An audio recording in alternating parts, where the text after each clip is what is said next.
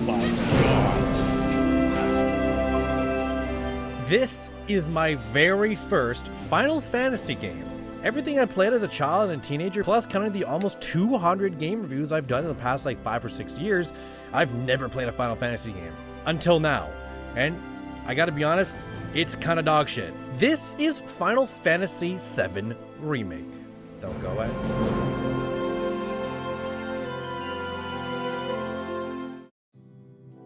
So yes, very first Final Fantasy.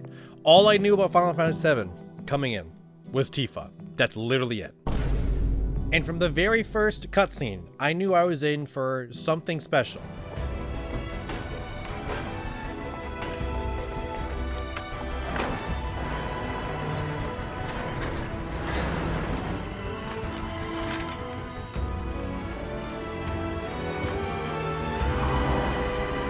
But here's something I picked up on that I thought was very interesting. There's something extremely unique to Final Fantasy VII Remake here. I've played games previously, such as I would say God of War Ragnarok and 007 First Light, where the game's production value is so high quality that it's a game that feels like a movie. Well, here in Final Fantasy VII Remake, for the first time ever, this feels like a movie, but it's a game. This is the opening cutscene.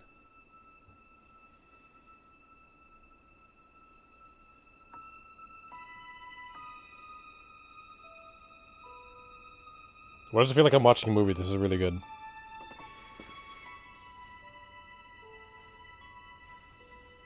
And the first half of this game, the story at least, I was very into. I mean, like, I was really, really enjoying my time with this game.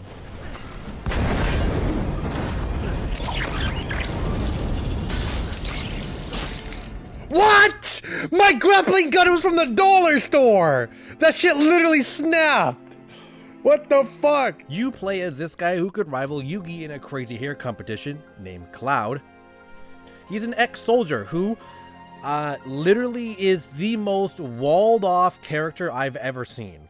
By walled off, I mean like whatever he went through in the past has made him so unbelievably emotionless that he can't even high-five Aerith. Clap it. Cloud, clap! Cloud!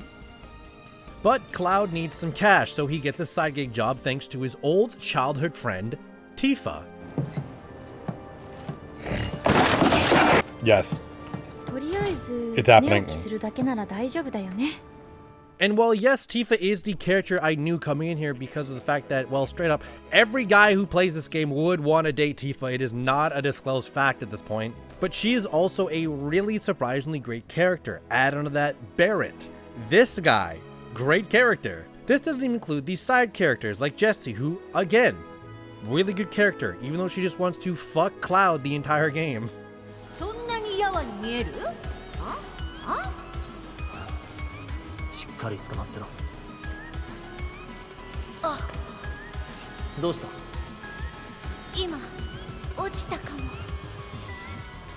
But coming back to the characters here, the number one thing I like about them is how, just on the surface looks, you would get their character completely wrong. Maybe you might get Cloud's right, but as far as like Tifa is considered, she is actually way more shy, which is surprising because her weapon of choice is her fists. Like, her fists are very calloused, but she may be the nicest person in this group. Barrett potentially can be hired as a professional bodyguard. Also has a machine gun equipped to his arm. But on the underside of that is the fact that he is a father to the cute as a button Marlene.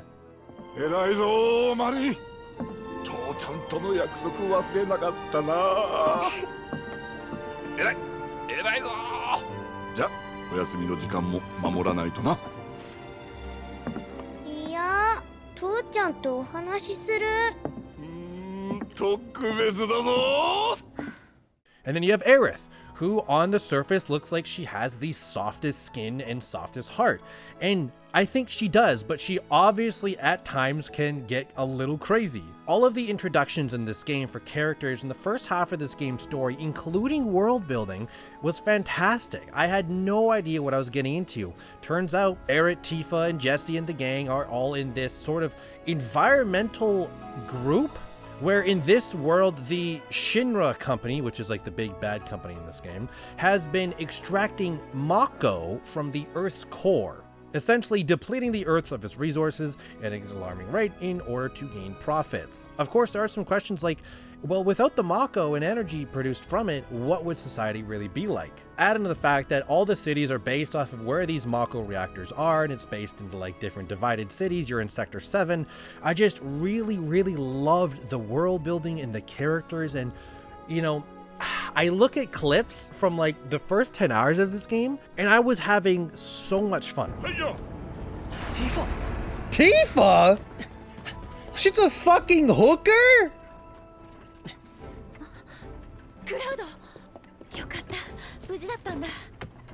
You became a sex slave! What did I miss? Oh, sorry. お決まりですか？お二人にぴったりなお部屋をご用意してますよ。いくらだ？聞く？ご利用の際はお声掛けください。What?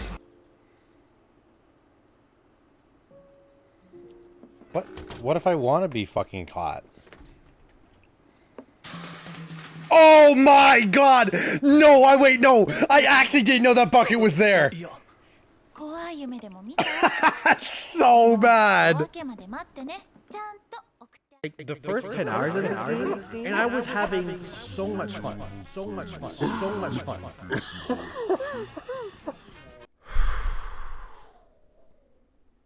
And the game should have ended after 10 hours. The second half of the story is totally dog shit. Totally. You saw these little Dementor things teased in the beginning of the game, but they play a huge, huge role in the end, opening up different timelines.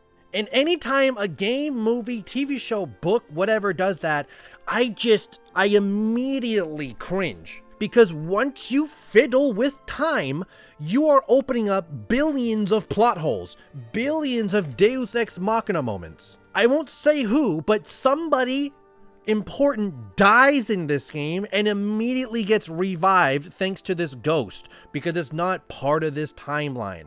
Yes, games like Life is Strange have done timeline jumps extremely well, but that's because they had great writers. If you introduce stuff like this, you have to tiptoe that line so carefully. But in Final Fantasy VII Remake, the second half of the story is so not great. All character development is put on pause, literally put on pause. And what I mean by that is I'll actually show you this clip.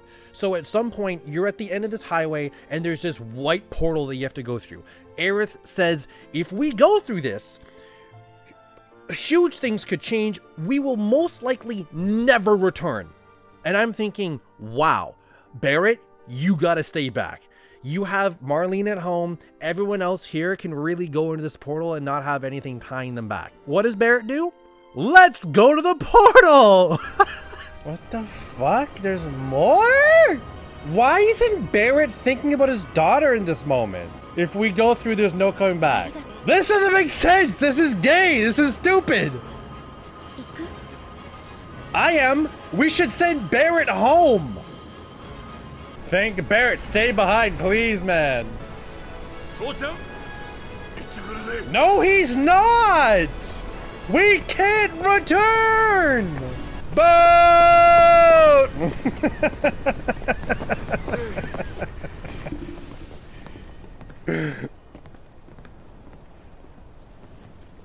Wow, another fucking highway. A huge reason why all character development, in my opinion, pauses after like the first 15 hours of this game is due to the fact that the hours of gameplay from say 20 to 35, which my gameplay for Final Fantasy VII Remake here is 35 hours, is the most egregious, insulting amount of padding and filler in the history of any game or TV show, anime I've ever seen. It is not even close. I've played games like A Plague Tale Innocence comes to mind, the first in the series, and I thought, wow, the final hour of that game felt a little padded. It felt like it could have been cut. Well, I felt like the final 15 hours of this game could have been cut. That's genuinely what I think. All it is a boss gauntlet where the bosses are sponges, reused sewer levels, and again, zero things happening character-wise. You want to see how exciting the second half of this game is? Take a look.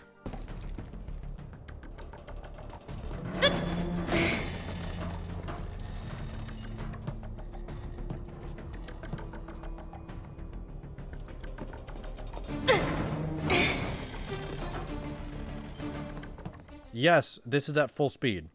Is that not enough? How about the time where you have to go to floor 59? So you literally walk up 59 floors. 上はどんな感じなの？重要施設も増えてくる。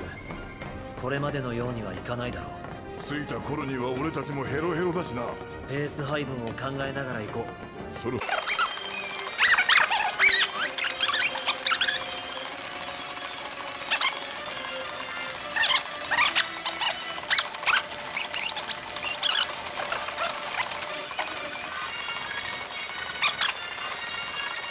I'm not even done there. The loading screens in this game. I actually don't know what. Okay, let me get my head on straight here. Modern day loading screens. Yes, there are still loading screens in modern day. They're just hidden. Things like in God of War, where you're in this in-between realm, this is a loading screen. You're just loading between realms. Things like in Tomb Raider, where you're like moving in between these cracks from one level to the next. That's a loading screen. Dumping all the assets that you were just in, and it's loading all assets that you're going into. It's just easy project management as a developer. Here in Final Fantasy VII Remake, I don't understand why there are so many moments when you're locked into this slow walking on a beam, or you have to crouch and slowly move into areas. It's like those loading screens from Tomb Raider, but I don't honestly think you're loading anything. They're just here for, I don't know, padding even more. Like, take this for example. I'm in this house. I want to leave this house.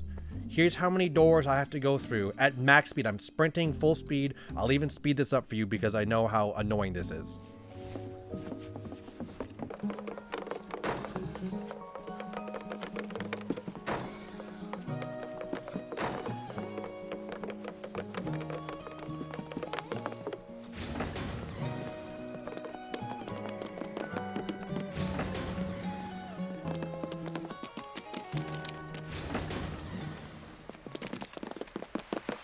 Yikes. Okay, well, that story. First half amazing, second half really disappointing. Combat. Well, here's how I can sum up combat in my experience. For the first time ever in my entire life, I switched the combat at about the 80% way through this game mark. From normal down to easy. Not because the game was too hard, but the combat was too boring. これで平気飛んでけわっわっわっ当たれうまく使って Yeah, that's a yikes. That's, in my opinion, the biggest yikes, even more than the boring second half of the story. Because the worst thing a game can do is be boring. And there are just literal hours in this game that are boring. For example, Ghost Recon Breakpoint, arguably the worst video game I've ever played. Nothing worked, completely broken. But I had more fun in that game, playing co-op with my friend, than I did in Outlast Trials, a game that is working, a game that has normal quests, but was completely boring. That game was ass. In Final Fantasy VII Remake, the combat goes like this. It's a little bit turn-based and also action-y. There is a ton of spamming square here. But once your ATB bar loads up at least one bar, or two bars if you want to really go for max, that's when you can use your skills to dish out bigger, higher moves, more damaging, spells to use your wind, fire, electric, whatever ice moves, or you can use an item. First up, I hate the fact that the items are locked to your ATB bar. This makes the item use in this game 100% useless. I genuinely don't think I used a single item out of my list other than like the biggest heals I had. This is due to the fact that when you actually gain an ATB bar, you're going to want to use it to do damage or to heal with your healing materia. So why in any scenario would you ever be like, wow, I have a cool little plushy teddy bear that acts as a grenade. It does 200 damage, it says. I have 5 of them. Should I use an ATB bar to deal 5,000 damage, or should I do a quirky little fun thing and throw my bear? No scenario are you ever better off using your item. Items should have never been linked to the ATB bar, and it results in arguably the worst item system I think I've ever seen. And that's a shame. I mean, I think of games like Wuchang Fallen Feathers, Nier Automata, 2 of the best item systems in the game, and it really helps the combat. All I did in this game was bank every item I ever acquired. So what you will be using your ATB bars on is your skills and your spells, right? Honestly, pretty good. I like this. It's pretty okay. I like the spells. They all work really well. I like the skills. They're flashy. They're pretty okay. But at the end of the day, I'm just spamming square.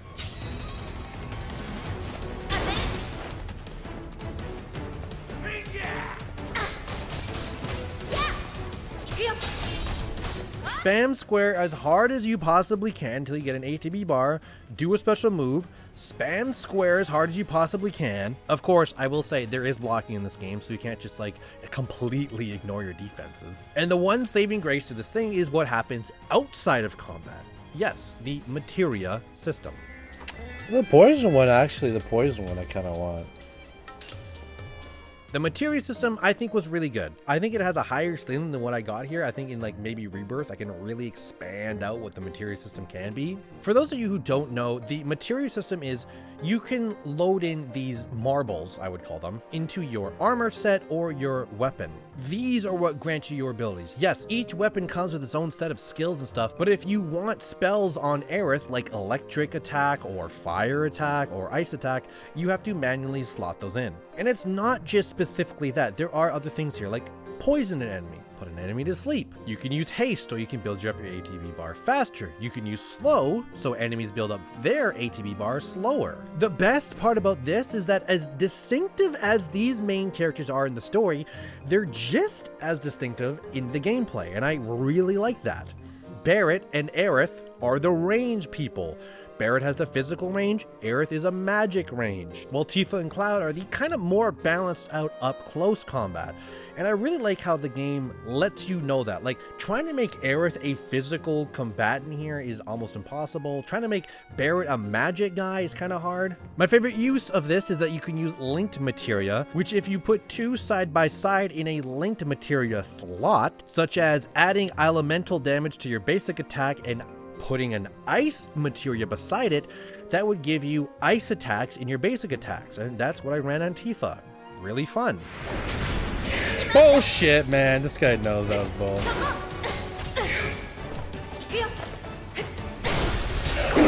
That guy got turned on so bad. Holy shit. Continuing on, I will say I do like the skill tree here. The skill tree is actually, interestingly, I've never seen before. It's actually based on each weapon. Yeah, each character I would say has between 4 to 6, maybe 7 weapons, which means you're looking at like what, 25, 30 skill trees in this game? And the best part is these skill points are not shared. So if you have 100 skill points and you put 100 skill points into one sword, you still have 100 skill points to put into a different sword. So yeah, that's combat. And I'm not even gonna go to the bosses because I just don't like the bosses in this game. I liked the house boss. That was my favorite one. Other than that, I kind of knew early on that the bosses were just pure sponge bosses. And later on, it doesn't get any better. That is why I switched it from normal to easy. There is no difficulty in this game. It just needs to be over faster. This shit. I gotta be honest, this boss fight was pretty ass. Presentation.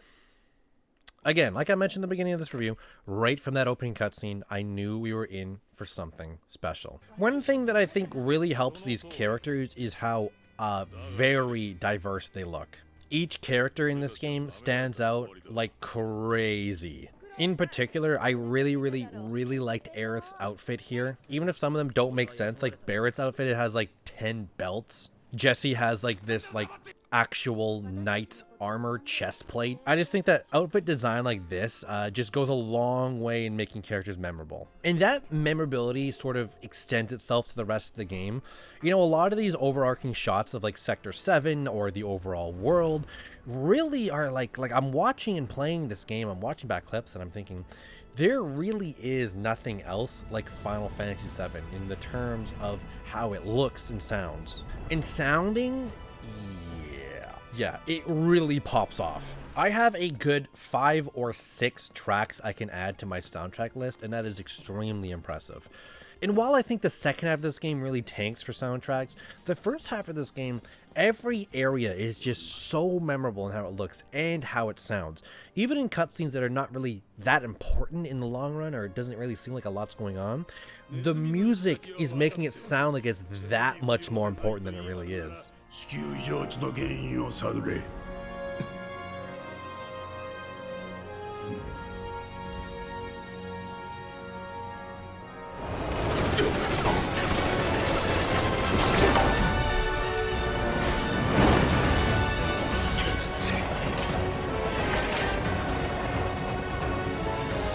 Bro, the music is literally like I'm in the theater. Voice acting, this is a double-pronged take, so hear me out on this. I am currently studying Japanese in real life. 今まで楽しかった。だから I played in Japanese. Add in the fact this is literally a Japanese game from a Japanese developer, but there's one problem. The translations suck. And listen, my Japanese is extremely beginner, and even I can tell the translations suck. And you know what? They're bad enough. You can tell the translations suck. You know why? Look at this. エアリスティファ Okay, see, like, that right there, that subtitle, she literally just said Tifa, and the subtitle said, that's great. Like, that is, how do you fuck that up? I actually thought I was crazy on this. I'm like, man, maybe my Japanese beginner level is just really ass. Nope, there's actually mods out there that fix the translation. But the Japanese voice acting, as expected, was fantastic. 2 quick highlights in particular. Absolutely a huge fan of Barrett's voice actor. He was great. 頼むぜソルジャーさんよ Barrett is such a good voice acting. 2階で眠ってるよ And a huge shout out to Aerith's voice actor. I never got tired of switching to her in combat and hearing, hi hi. 落ち着いていけよしやっちゃおうはいはいやっほい餌はコーヒーねえコルネオの話 Aerith's so fun, man. Overall impact. Wow. At this point, I'm actually wondering how long this review is going to be. I just have a lot to say on this game. And to me, like, if my friend was like, yo, Final Fantasy VII Remake, should I play it? I would tell him, I don't know. The reason being, my recommendation is entirely, and I've never seen this before, my recommendation for a game is entirely based on its sequel. The reason for that is that, of course, this is a continuing trilogy where the original Final Fantasy VII was split into 3 games. So of course I want to see how this story turns out. But a Final Fantasy VII Rebirth is leaving me with the same taste in my mouth that I have from Final Fantasy VII Remake. I just don't see a reason to ever play this game. And another thing is, if someone played this game with my recommendation, I would say get ready for the goofy side of things. What do you mean by that? Well, Cloud is this badass guy with this big ass sword, and you're beating up crazy enemies, and then you'll have moments like this.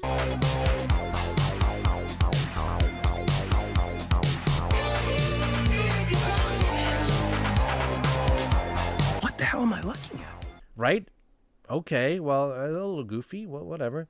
You can go back to the cool, badass stuff, and then all of a sudden you find yourself in a squatting competition. ハイレベルな勝負だぜ覚悟によるの負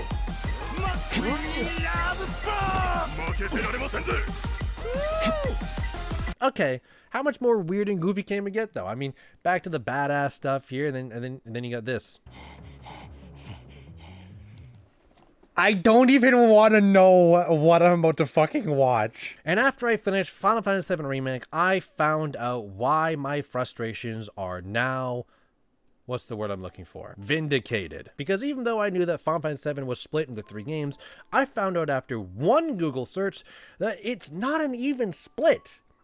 They took the first 5 hours of Final Fantasy VII and stretched it beyond belief into 35 hours. And as someone who has never played a Final Fantasy game, who has never played the original FF7, I feel that stretch in the gameplay, in the combat, in the story. It blows my mind that they stretched a 5-hour segment into 35 hours. Because like 15 hours through this game, I'm like, you know, I'm leveling up and stuff, but why does it feel like I made 3 to 5 hours of progress in 15 hours in my gameplay and combat stuff? So yes, while I really, really love these characters, I'm Team Aerith, by the way.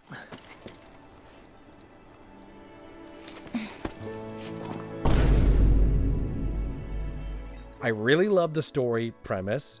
The first half was really good. I just cannot deny the fact that the story in the second half is shit. The combat at its worst is boring, and at its best is just a cheap copy of other games it's trying to mirror, smashing 2 different genres into one. Throw in one of the worst item systems I've ever seen, and boss gauntlets upon boss gauntlets that are just pure up sponge worthy. And even after all that, I still 100% plan on playing the DLC for this game and FF7 Rebirth.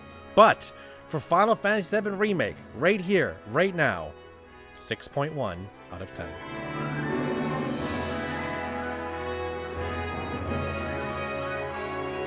So that's it.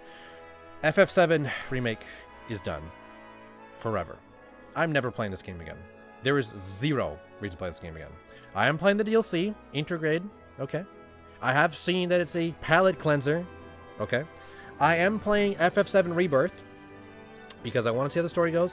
And the second part is I've already bought it because I bought this in the twin pack, so I'm already in it. And I also have a desire to play the original Final Fantasy VII. Now, I think I might play it after Revelations, if I play Revelations. At some point though, Final Fantasy VII OG is on my list now, from this point on. But for now, I will go on to my next game. I'm your host, Beneath the Mask. I hope you enjoyed this review. Peace out. I'm still fucking stunned? Don't worry, fucking Cloud. Tifa, or Gee, I fucked it up. I called the wrong name. Wait! Look at how this guy died! Dude, is that how it always works?